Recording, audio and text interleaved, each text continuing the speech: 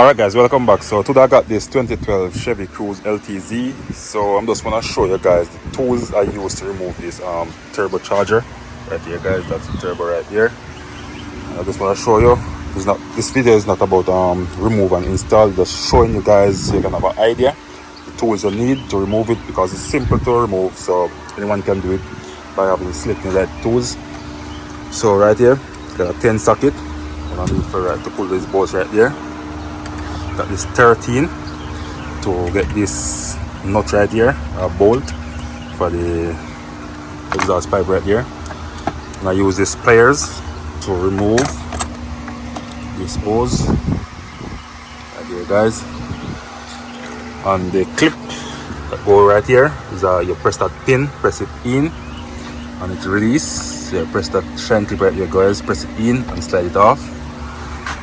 And I use this flat pan screwdriver right here, guys, to remove the intake pipe right here, guys. And this one is a E10 Torx, guys, to remove the heat shield right here. So these 3 screws that hold the heat shield right here, guys, in front. And this, you're gonna need a T45 to pop this nut right here, this bus bolt that hold the line right there, guys.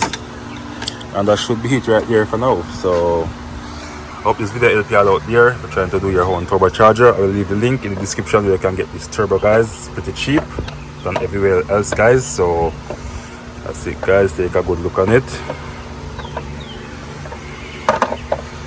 Alright.